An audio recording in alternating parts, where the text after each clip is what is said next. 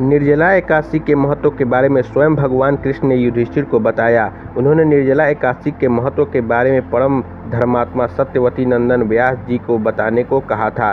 तब व्यास जी कहने लगे, हर किसी को एकादशी का व्रत रखना चाहिए। इसके साथ ही एकादशी की दोनों पक्षों में भोजन नहीं करना चाहिए। इसके बाद द्वादशों को स्नान पूजा करने के बाद ही भोजन ग्रहण करना चाहिए।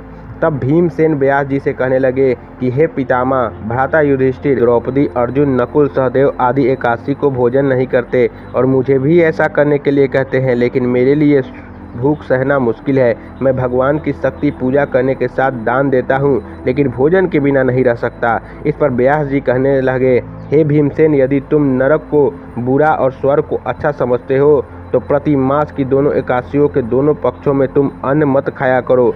भीमसेन कहने लगे कि हे पितामह, मैं तो पहले ही कह चुका हूँ कि मैं भूख सहन नहीं कर सकता।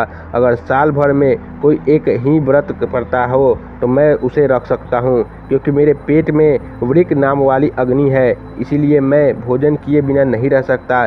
भोजन करने से वह शांत रहती है, इसीलिए पूरा उपवास तो क्या, एक समय भी बिना भोजन के लिए रहना कठिन है। अतः आप मुझे कोई ऐसा व्रत बताइए जो साल में केवल एक बार ही करना पड़े और मुझे स्वर्ग की प्राप्ति हो जाए। इसके साथ ही जीवन में कल्याण ही कल्याण हो। इस बात पर श्री व्यास जी कहने लगे कि हे पुत्र, बड़े बड़े ऋषियों ने बहुत शास्त्र आदि बनाए हैं, जिनसे बिना धन के थोड़े परिश्रम से ही स्वर्ग की प्राप्ति हो सकती है। इसी प्रकार शास्त्रों में दोनों पक्षों की एकादशी का व्रत मुक्ति के लिए रखा जाता है।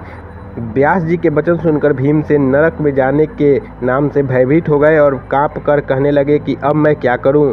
मास में 2 व्रत तो मैं कर नहीं सकता। हाँ, वर्ष में 1 व्रत करने का प्रयत्न अवश्य कर सकता हूँ। अतः वर्ष में 1 दिन व्रत करने से यदि मेरी मुक्ति हो जाए तो ऐसा कोई व्रत बताइए। यह सुनकर व्यास जी कहने लगे, और जो इस दिन यज्ञादि करते हैं उनका फल तो वर्णन ही नहीं किया जा सकता है।